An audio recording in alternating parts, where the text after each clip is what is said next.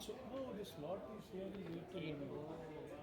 That is the reason I kept 8 to 11. But they gave the hall, if there is no function before that, 7 o'clock, I came at 6:30.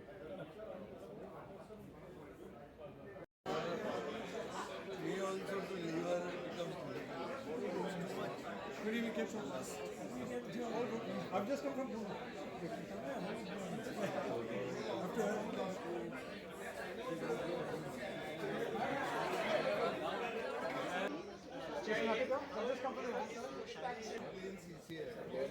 This question of a few autographs. So many, 4 autographs here.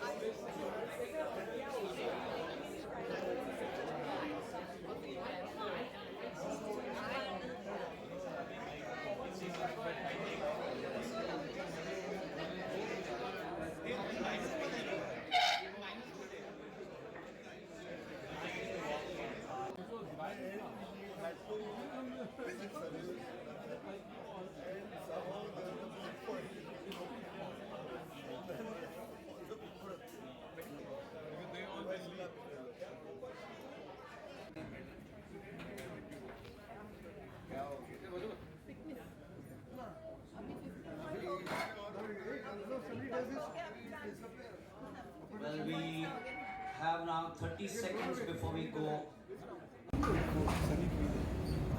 Good evening, everyone. It's very so lovely to see you all this evening. We are here naturally to celebrate the birthday of one of India's great sports legend, Nandu Natekar. We've been doing this sort of celebration of people's birthdays, and especially our legends. And it's so nice that we could get the badminton fraternity here, the international players who have made it to this venue, the Natekar family as well, all looking quite dapper.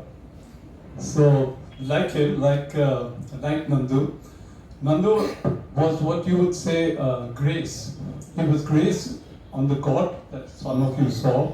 All of us did watch him later in life. And he was grace off it as well. He was one of the most pleasant individual and sports loving fellow to be associated with, and I did have the privilege of interacting with him. And it was so lovely to sort of talk to him on sports. He was always there to give you advice as to how to handle things. And more than anything else, he was a gentleman. You know, there's today's sportsmen you can see, especially upon the cricketers, the sort of expressions and people trying to show off as to what they have done. He didn't do that. He just took everything with such grace that one admires somebody like Nandu. And I remember, naturally, I asked him, which everyone knows, about why did he start off playing badminton. And because he was a tennis player, he loved tennis. And I think over here he lost to Ramnathan Krishnan in the finals, and that's when he decided that this is not his sport. Where he'll excel and become number one in India must be, because he was already sort of looking at being someone great in tennis.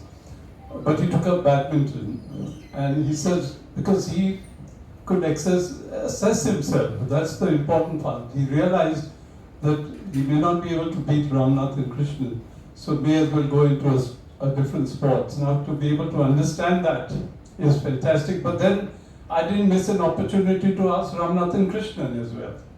So I said, you know, Nandu Natekar was always there as a junior and he was your competitor. And he said, thank God he didn't continue and he went into another sport. And then we got two heroes and two champions, international champions. So it's really wonderful, and the funny part is, badminton and cricket, naturally more on the cricket, is it's suddenly with the T20, we are moving more towards badminton. The cricketers are becoming badminton players. You've seen all the shots they're playing with their wrist. And it's changing over to something which needs wrist and subtleness, and especially in badminton. But I remember years ago, it was in 1978, and the Indian team needed, suddenly there was this big saying because of all of you fans saying this is an unfit side, so we were put into a fitness camp. And in Bangalore it was being held.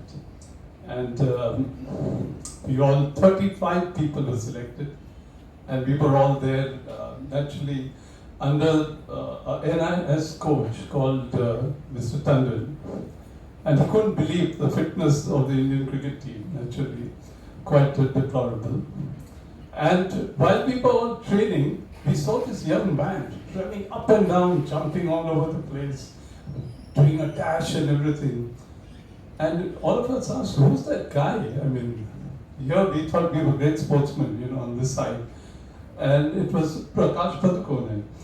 And I remember we all were so enamored watching him. That was something that gave us an incentive. And Mr. Tandon said, look, that is a sportsman there, not all of you here. And I think that's what must have instigated Sunil Gavaskar to start playing badminton. But I won't take a lot of your time. It's so lovely that all you members have come with your guests. The Legends Club has to continue. And it's not cricket. We're talking about sports. And it's wonderful to have you all there, and I'm looking forward to the dialogue that we have on badminton. Thank you very much. Good evening, everyone. Thank you all for coming out. First of all, thank you so much to the Legends Club to bestow this honor on my father. I'm just here as Nandu Natekar's son, but I know there's so many other illustrious badminton players who looked up to him, who played with him, who spent a lot of time with him. So I'm going to try and keep this short.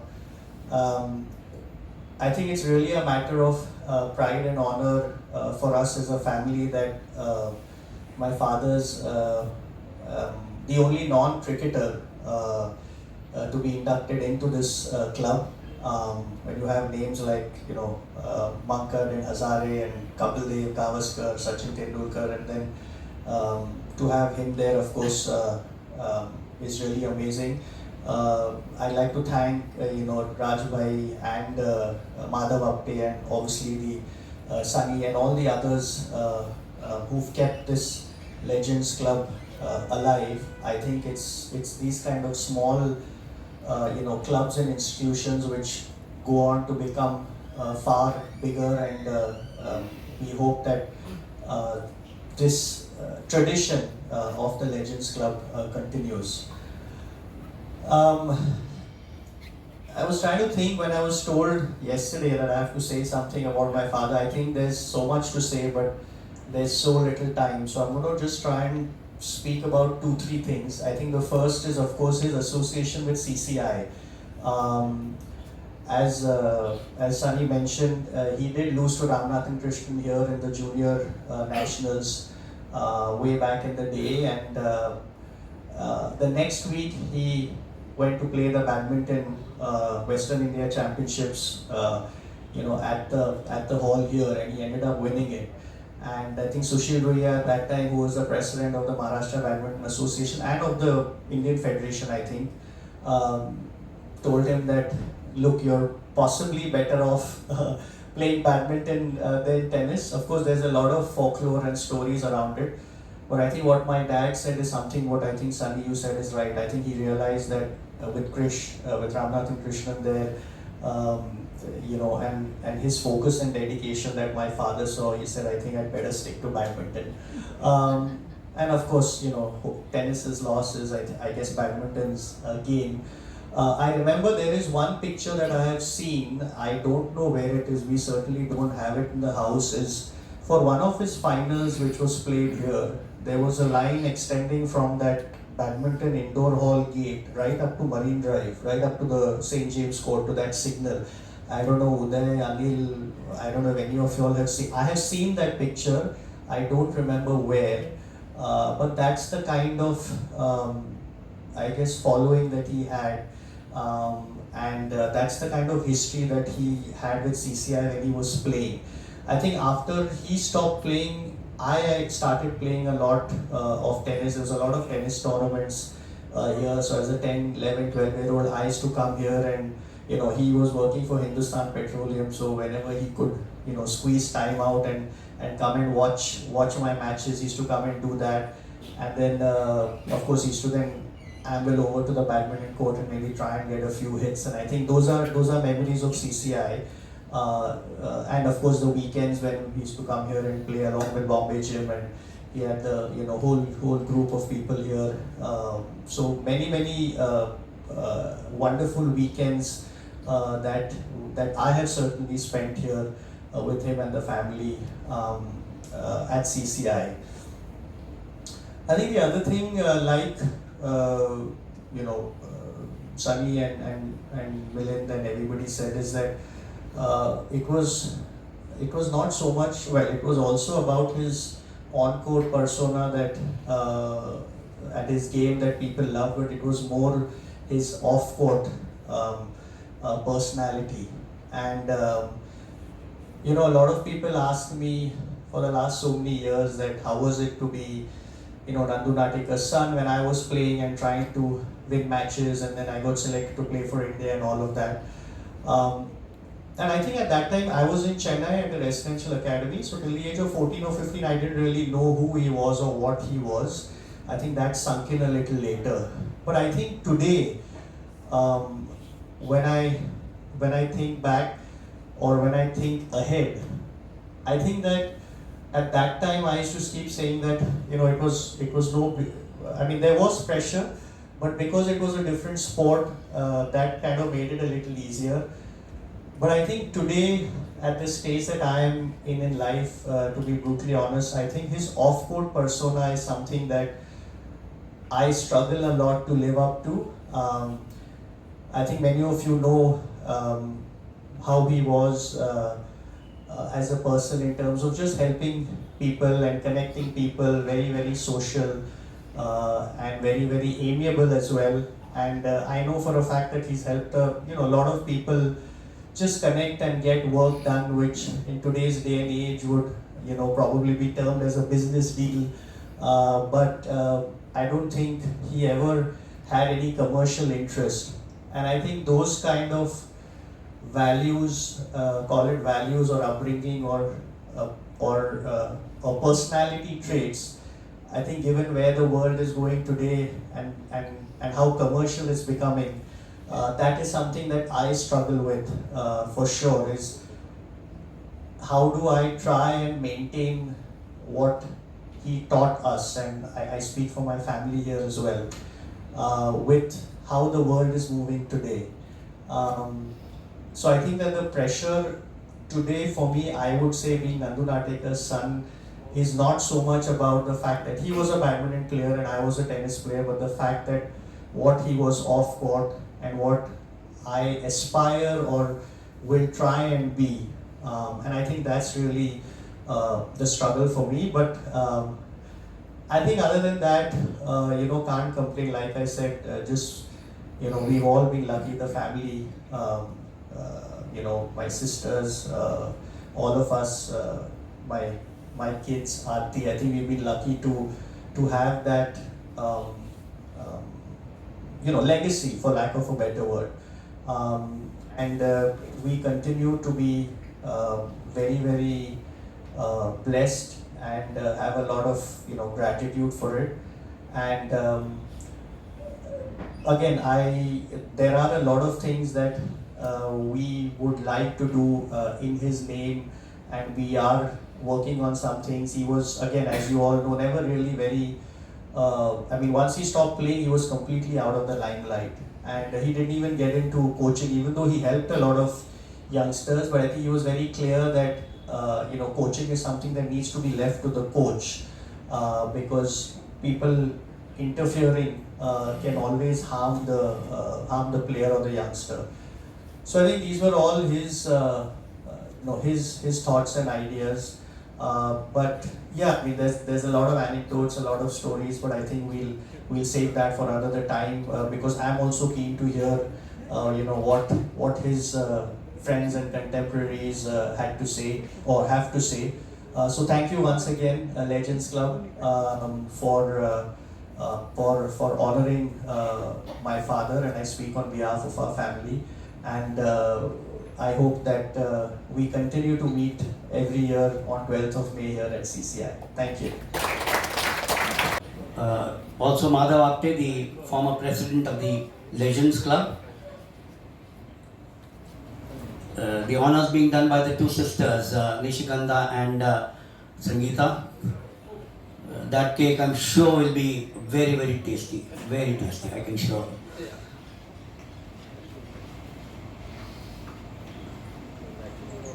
Yeah, that's a photograph which I'm sure we'll all cherish for a long, long time. Yes.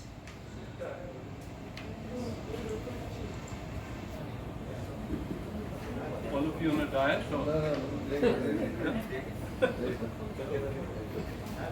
Thank you, all of you. Thank you so much. We'll just take a photo. Yeah, we'll take a, if you can just stand there for a picture.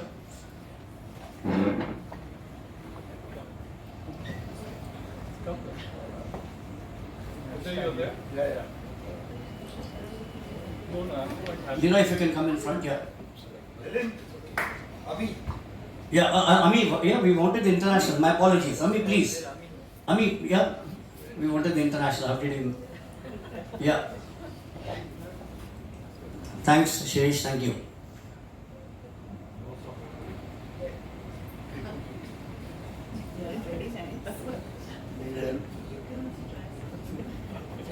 Well, another great player, of course. Yes, Ami Ghia, yeah.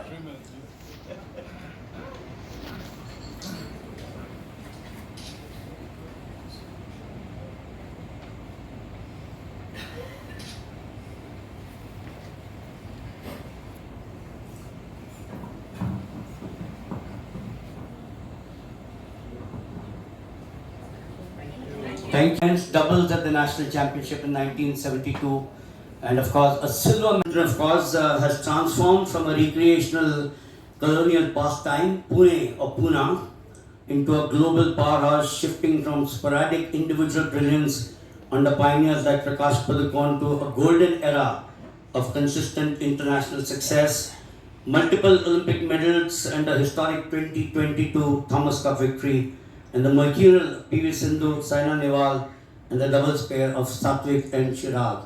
Well, we can talk of various things like never to forget some of the other greats, Suresh Goyal, Dinesh Khanna, the Ghosh brothers, so on and so forth, Prakash Padukone, the challenges, the golden age, the immense revival and the doubles power, the rising stars, the infrastructure, and of course the current focus.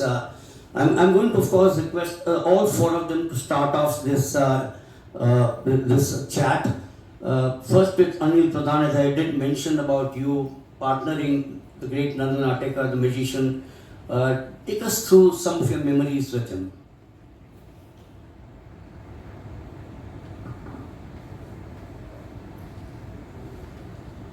You can use mine for the moment, then I'll switch it on. Yeah, it should be okay. Yeah. Hello, good evening. Well, I started playing in 1960. That time Nandu Natekar was well in the top of badminton career. If you can get the mic closer to you, Anil? No. Closer to you, yeah. Just get it. Okay. And that time I was a junior.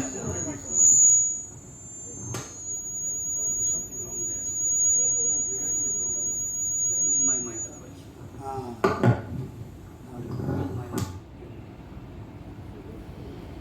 That is hello? Yeah, we can hear. That year 1960, I saw Nandu Natekar first time. I think he was that time 26, 27 years old. And when I saw his game, I was a junior then, and I won 1 or 2 titles in Mumbai.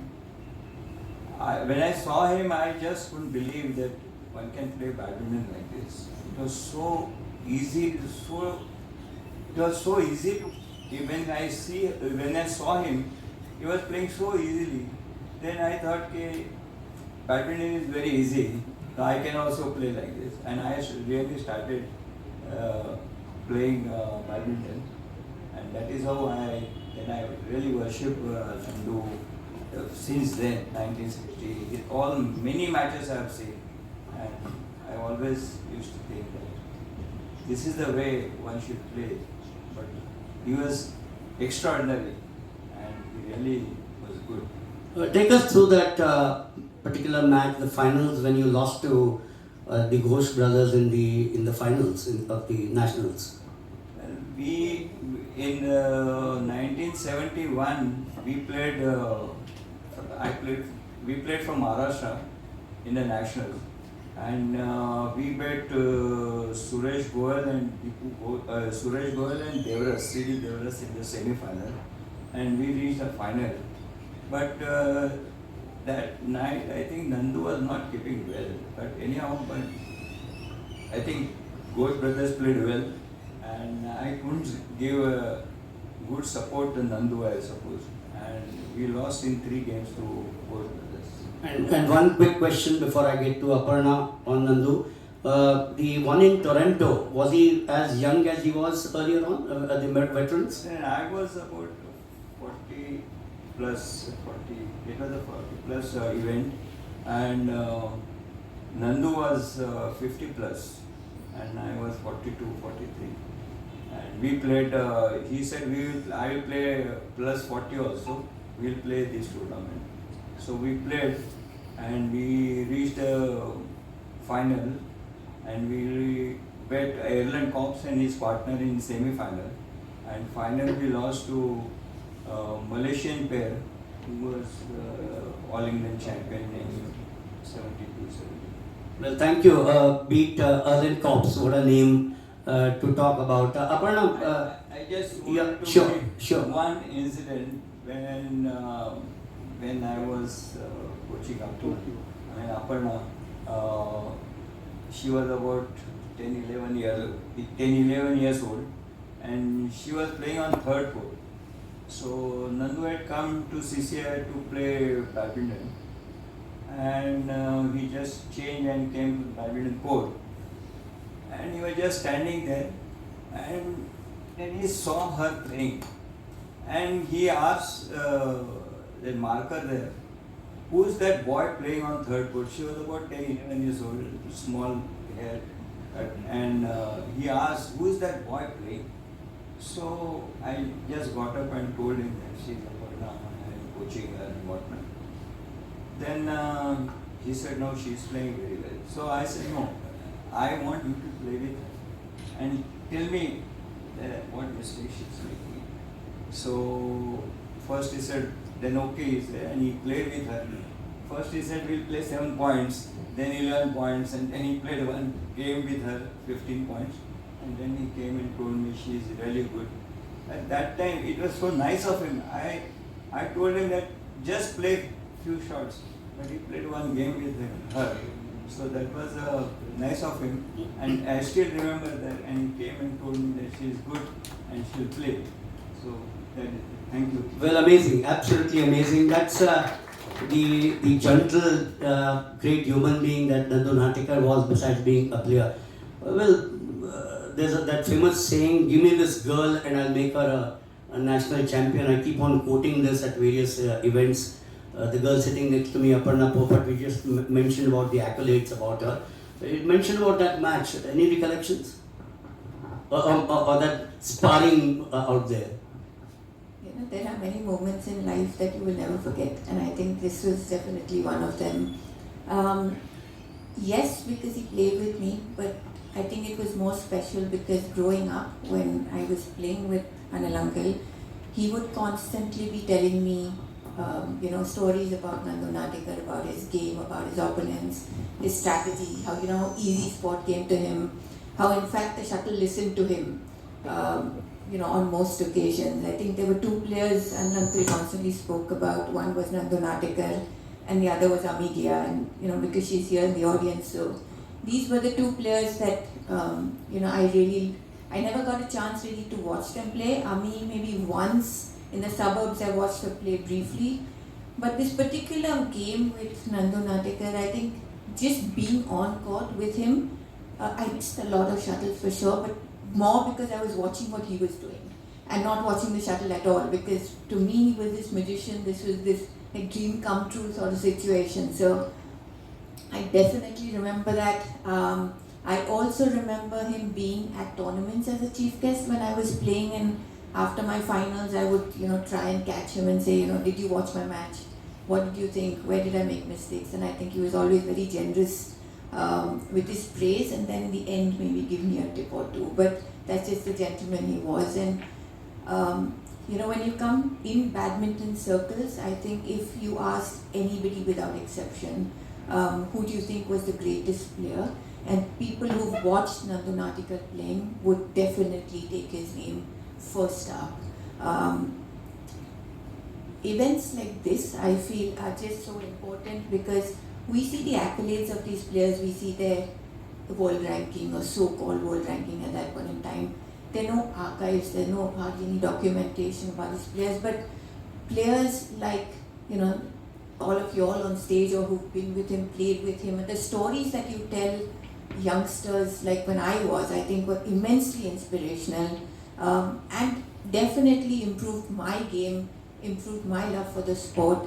And I think just continually, I'm looking forward to this evening because I'm sure they have tons of stories. In fact, I shouldn't be talking this much because they say you should always listen to your coaches. I've trained under all of them, so I will let them talk. But yeah, I think just the stories that you let us know about him, I think have been very valuable. Wonderful, absolutely wonderful. The other two mics are making a humming sound, but absolutely amazing, absolutely. Uday, to you, hopefully this mic is not going to be making the humming sound. Just add to your memories of the legend, the magician. Well, actually, when I heard Gaurav talking, I remembered my dad telling me why he was such a big fan of Nandu Kaka. It was Nandu Kaka was supposed to play Ireland Cups, and my dad had come from Lonavala to watch the match. He couldn't get a ticket, and he was standing at the entrance. And Nandu Kaka and Ireland Cups, they warmed up in the main club. And when they walked across, my dad saw, Nandu Kaka saw my dad standing over there. He just held his hand, took him to the court side and made him sit there. So not only was he a big fan of his from them, but because he used to always come to watch his matches here. But another very special incident was that when I was born and my naming ceremony was there in Lonavala, Nandu Kaka was present. And my entire family, even today, they say ki Nandu Kaka ji Sauli, when a shadow fell over you, that's why you started playing. But besides all these personal things, the entire family is like, we are like one. I know all the three kids and Nandu Kaka also since a very long time. But really what I could never see him at his best because I was too young and he was too old by the time I was playing. But what little I saw of him playing, there were a couple of things which really struck me. He could pick up any racket, anybody's racket for the first time and play as though he's been playing with that racket forever. It's a very rare quality. It's just to pick up some racket and play flawless badminton. It's not that he was playing regularly, but anytime he came on the court, even at that, when he was probably playing with Anil in the veterans, his stroke production and you can say knowledge of the game, the court craft was so great that there was a Bombay gym, there was supposed to be a tournament, All India tournament, and Nandu Kaka, he knew I played a little bit of tennis, so when we met in the dressing room, he said, it's a tennis career. And we went and the tennis courts were full. And the current national champions in doubles, they had come for the tournament, they were knocking. And Nandu Natekar said, "Arey, we'll take time. Let's go and play some badminton." So when they were knocking, Nandu Kaka asked me, "Hey, कौन है?" बोले national champion आता. चल एक game खेलते हैं. We played with them, and you won't believe it. We lost to them. If I'm right, 15-13. And believe me, I mean, I was just playing the supporting role, though I was so much younger than him. I mean, they could not tap a single service. His service was like when he served, like modern badminton is all about speed and power. But they just could not do anything. I am telling you, I mean, it was amazing that Nandu could play in such a manner. He had never seen them playing, but he would corner them in such a way, and though obviously the age difference was there, he must have been almost 60, close to 60, but I mean, he was always waiting for the shuttle, his anticipation was so superb.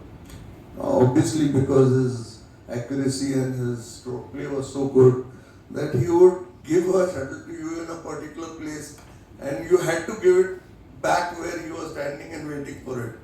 Such was his class, even at that older stage of his, you can say, playing badminton with the likes of me.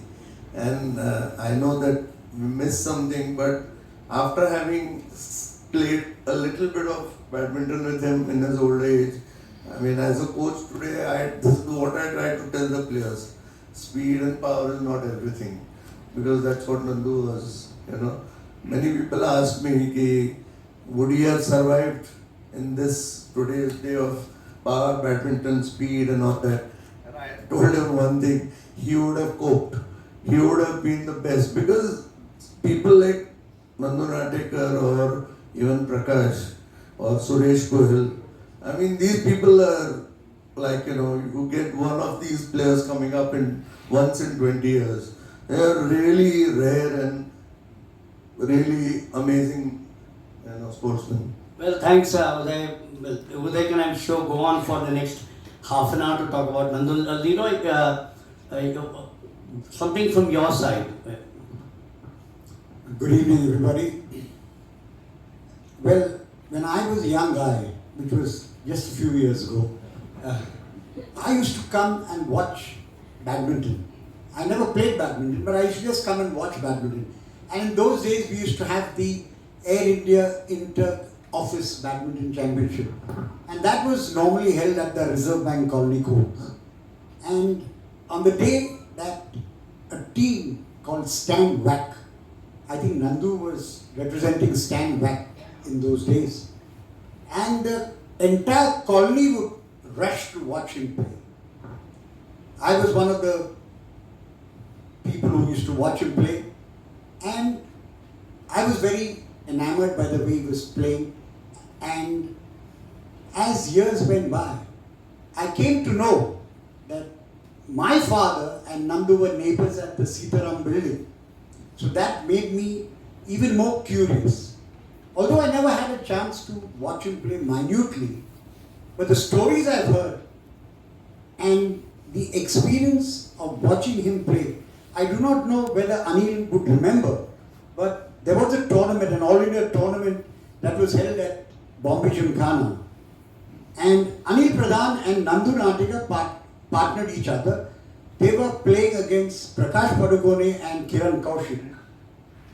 In the first game, the two Karnataka guys were just searching for the shuttlecock. They would just pick up the shuttlecock and return it. And Nandu and Anil won it very easily. And I think something happened in the second game and both these oldies looked at each other and said something like, and the match got, they finished. They lost the match. But for a person like me who was watching them, I don't think they lost the match. They just made sure that the other guys won. That was Nandu Natekar. When I won the nationals for the first time, Nandu Natekar came to me and says, "Congratulations, Leroy. Winning the nationals is a great thing. But retaining the nationals is an even bigger thing." And hearing this from him made me really feel that I have to win the nationals again. The next nationals I lost, and I lost to another stalwart, Roman Ghosh. And after that I could never beat Roman Ghosh, no matter how hard I tried. And one day, Nandu was advising a good friend of mine, Asif Parpe, how to play Roman Ghosh. And I happened to be standing out, and I listened to him. And when I played Roman Ghosh the next time, I tried to follow what he said. Now I do not know whether it was age that caught up with Roman Ghosh, but I would like to believe that what I heard from Nandu and applied made me win. And after that day, I never lost. So that was Nandu Natekar for me. Absolutely amazing. Absolutely amazing. We'll, as I said, we could have gone on for the next few hours talking of Nandu Natekar, but we'll now switch to the current scene. That Chirag, of course, look fully fit and they're dialed in. Laksha's game looks more versatile than ever, and Ayush, of course, is a fresh burst of hope for Indian men's singles. Things, of course, look good, and the medals that we won add to a sheen to it. Would you then say that the bronze medal is one to be celebrated with some degree of caution as well, for it is a bronze medal that shines a light once again on the bench strength issue of Indian badminton? Actually, when we won the Thomas Cup in 2022, I'll tell you, that's one of the most amazing things that happened to Indian badminton.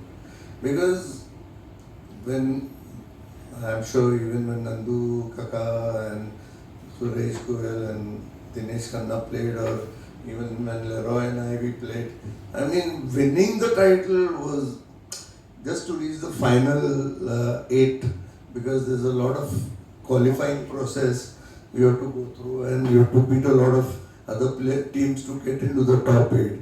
When Leroy and I were playing, we reached the final rounds twice, just in the top 8. But thinking of winning the Thomas Cup was next to impossible. And it happened because, somehow in 2022, all our players, they peaked at the right time. We had all 3 singles players playing well, and Chirag and Satvik also playing well. And I think this time also the same thing was happening. We had 2 singles players doing well, and Chirag and Satvik. And there was a fairly good chance of Pranay also winning. But unfortunately, in the semis, we lost Laksha because of an injury. And I think had Laksha been playing,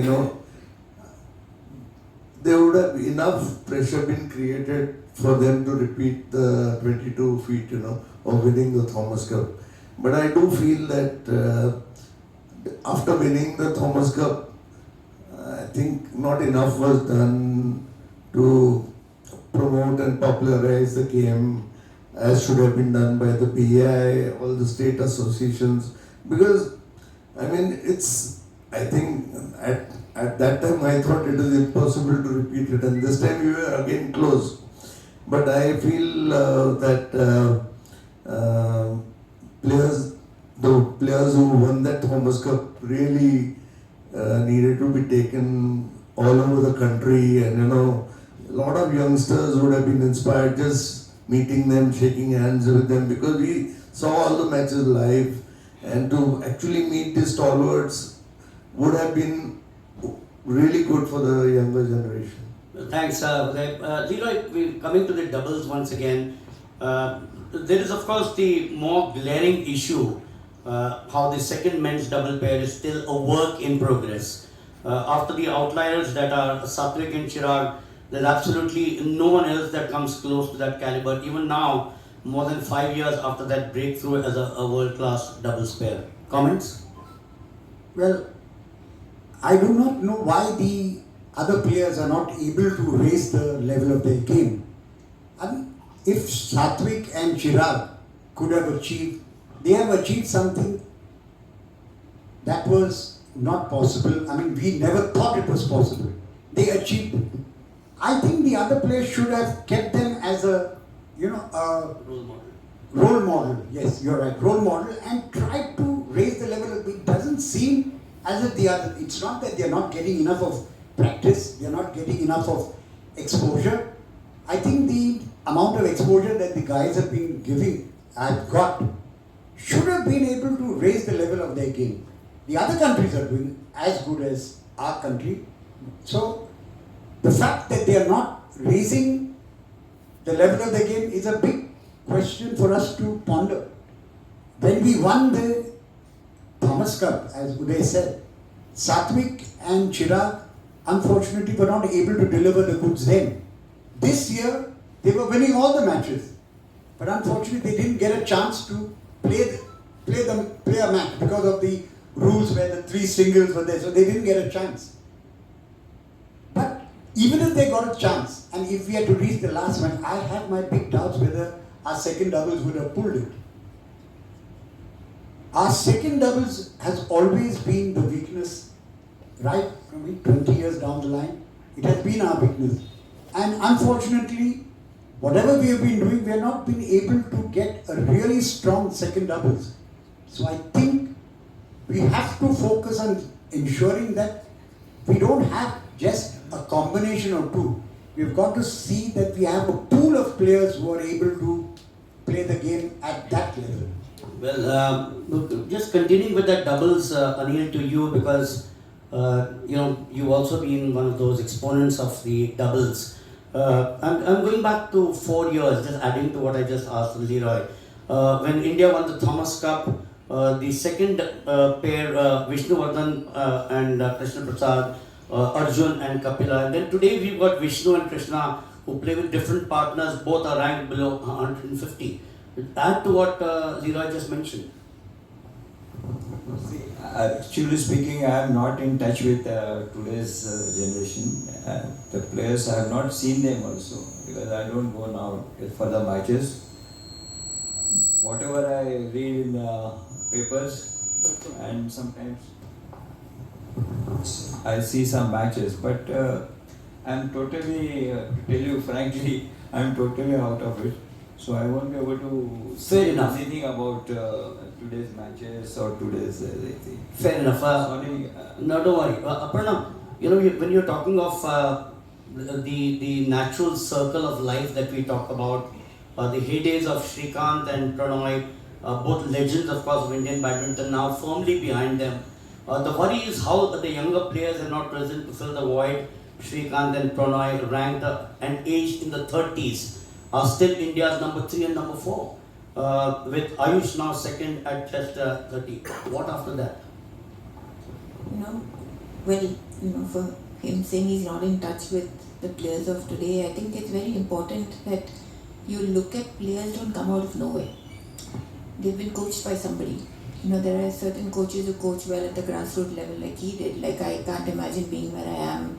And I keep saying this and I don't say it lightly that he's not my coach, he's my guru.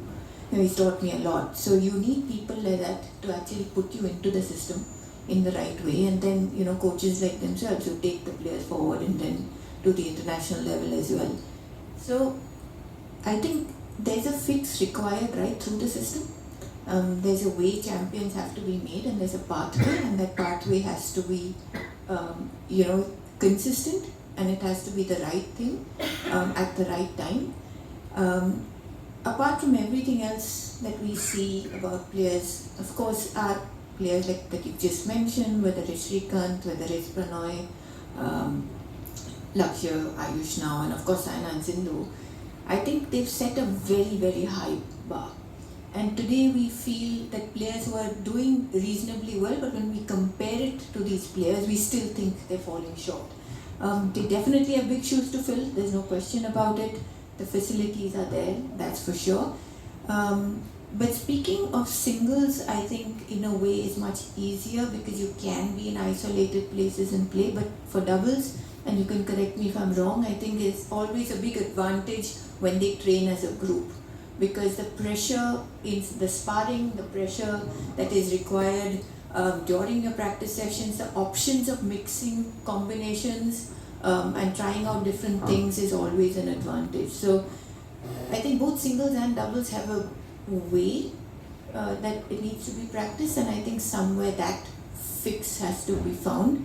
The second thing I feel that will address a lot of these problems is the Premier League badminton that has stopped.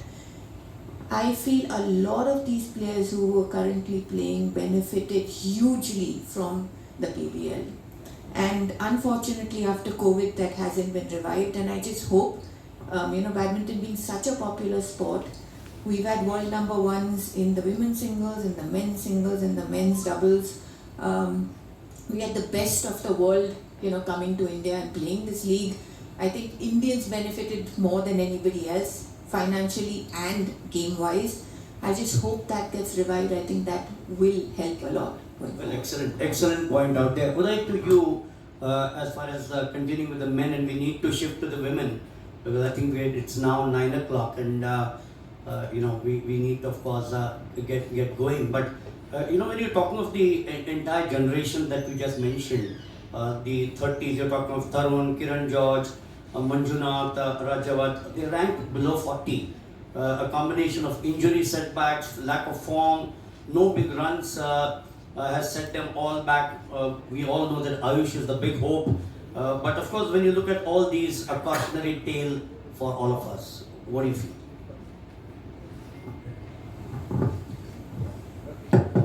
I mean, there are a lot of sportsmen here like Gaurav and Ami and Aparna who will agree with me that, when you spot talent, that talent needs to be groomed, and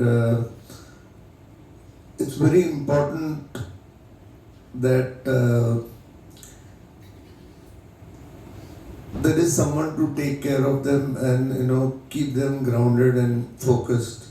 If you see Ayush Shetty, I mean, I've not seen him playing live, but I've seen him on the TV. I mean, he has come up really fast. I mean, and he is really talented. He is 6'5", but the way he moves around the court is amazing. It's like very good speed, very good agility, and he has that little touch which you need to really well at the top. So I think it's a question of spotting talent, grooming it, not only in the initial stages, but how to plan and make them go ahead. It's all in your formative years. That proper guidance is very, very important, which I feel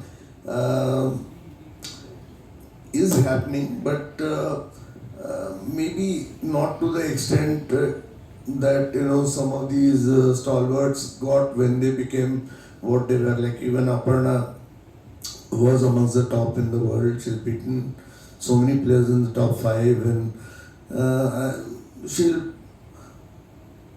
I'm sure, agree with me that you need that guidance to keep you focused and give you the confidence also to play at that level.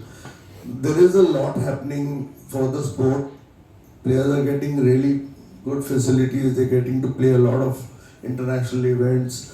There is a lot of focus on nutrition, specialized training, and everything. I think it's a question of identifying some of the really talented ones and grooming them. In fact, I'll just take one particular, I'll go off the track. I forgot to mention one amazing quality about 2 players who were sitting. One is Ami and the other one is Nandu Kaka. They excelled in all 3 events, singles, doubles and mixed. So, if Nandu Kaka had not played all 3, if he had played probably only one, I'm sure he would have beaten Erling Cups even in the All England. There's no one to give you that guidance, that you may be good in all 3, but if you want to win the title at the highest level, then you need to concentrate on one event. You will be surprised that I advised Chirag to play only singles when he was only 16 years old. He was a state champion in under 17 as well as under 19 in singles. But I told him, you have to choose. So after 3 months, he said, "You tell me which event." I told him that your aptitude is more for doubles. If you are playing singles, your training has to be 3 times more. He said, "I can't do that much training." So that's important, I mean, that someone to guide the player also, and at the same time that player to realize that what my coach is telling me is the right thing. I mean, I told Chirag that if you play singles and doubles, you will be playing only till the quarterfinals. If you play only one event, you will be playing on the final day. Now you decide. So you need to identify the talent and then guide them and groom them, and not only in terms of advice, be there with them. I think that is probably missing because there is a lot of talent in India. Well, this question to both Anil and to Leroy, before we shift to the women, because you can't keep them out of the picture, can you? Anil, Leroy just mentioned about the worry about the second doubles string that we need to have. In any sport, Gaurav perhaps would tell us later, the doubles is always looked upon as a second, preference to a viewer, a spectator. Would that be one of the reasons as to why a lot of people don't play doubles? Yes, I think we give more importance for singles. You see, single winner name will be known to everybody, but who is winning doubles, people don't know their names also. That is the situation. People, singles, if you win singles, that means Jita wo Sikandar. That is the thing. So, singles, when you play singles, you think that you are winning singles is the best thing. Doubles, we don't give more importance to doubles. Right. Well, I think nowadays doubles players are known. I would have loved if they were known when I was playing. But today, we are very lucky to have Chirag Shetty and Satvik, who have made the doubles very popular. As Uday rightly said, it is very important to make the players understand what they are good at. But I personally feel that the players should take the responsibility and respond to what the coach is saying and try and up their standard. I think this is not happening because the facilities are there. If the players are not going to utilize these facilities in the right way, then you will only have them as 140 and 150 or 70 maximum. Chirag Shetty and Satvik, the way they have been playing, I sometimes wonder how they are able to manage. The way they play, the height, and they are always on their haunches playing. It really must be so demanding on their body. I don't see that with the third and fourth players playing doubles. So what Uday said, I think it's very important that these players react and become more responsible, because it is not that they are not getting the same as Chirag and Satvik are. That's it. Yeah, thanks. The women now, the Indian women, of course, badminton team performance at the Uber 2026, where they exited in the group stage, 1-2 record, acts as a very crucial point, a turning point, in fact, marking the end. And I'm sorry I've got to say this with a very heavy heart, the heavily reliant Sindhu era. I'm sure a lot of people will not like that statement to be made. And the emergence of a young, promising, yet inconsistent next generation. What does 2026 performance mean to Indian badminton? Aparna. I think first it might be, as you said, the end of the Sindhu era. I don't think it is, but she's an athlete that needs to be celebrated. I think she's done a lot for her country and her accolades are absolutely outstanding.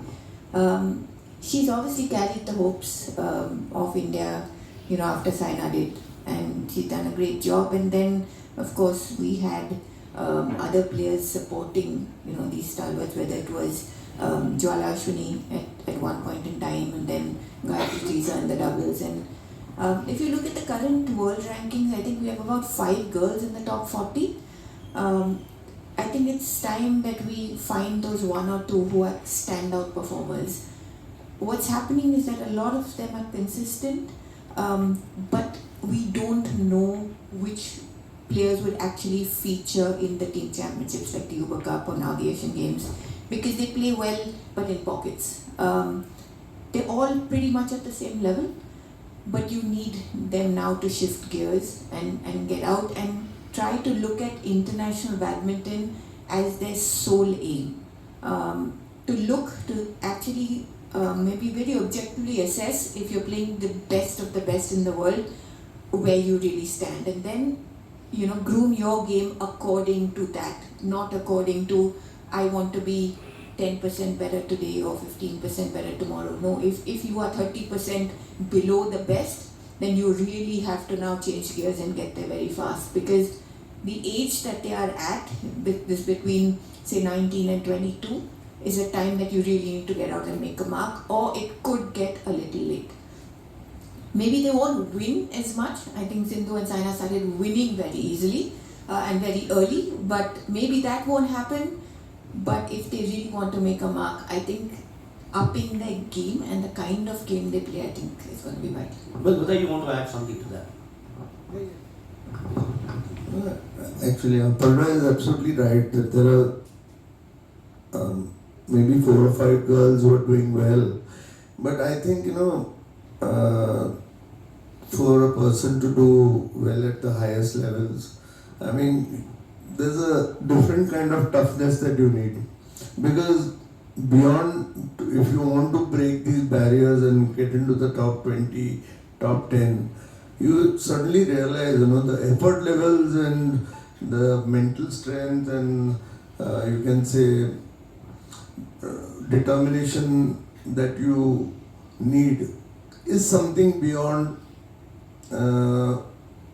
what can be explained to somebody. It's like if Aparna was knocking on the doors to win a national title. And I remember telling her mother once in Bombay, if she wins the first one, she will know what it takes to win a national title, and then she will win many more.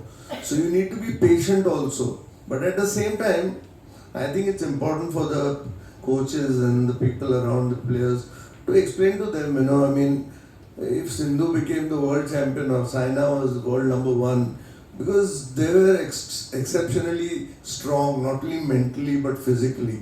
They were ready to do whatever it takes. So once you understand what it takes to really excel at that level, so like if you have 4 or 5, I think maybe the correct our aspiration should be to have say 10 girls knocking on the doors. So at least a few amongst them will break the barrier and go right to the top. It may take time. You need to be patient. Like I mentioned, somebody like Nandu Natekar, Prakash Padukone, they come once in 20 years. So if we have had Sindhu and Saina probably in the same time zone, maybe we need to wait a little more. We as sports lovers also should be patient.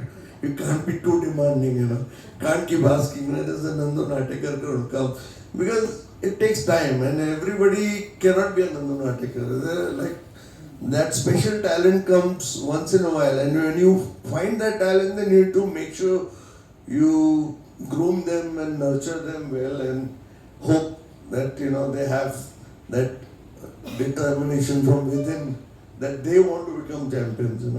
It's only then that will happen. Well, Leroy, just one quick question to you on this subject, men and women, before we shift to the point system, because everyone's waiting for that, I'm sure. You're talking to women, the critical weaknesses in the women's doubles, immediate need for specialization. The campaign, of course, here at the Uber Cup highlighted a significant gap in the elite women's doubles. That's why I'm addressing this to you. With the absence of top players like Gayatri Gopichand and Tressa Jolly injured, creating a vacuum. Something on that? As I said, we are known to produce just one doubles combination. I do not know why, but I'm sure if we are patient, we will get.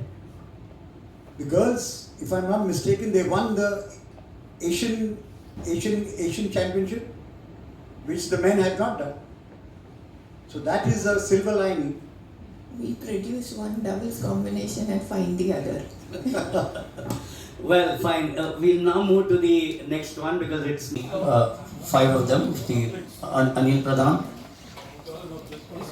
Am I allowed to get in?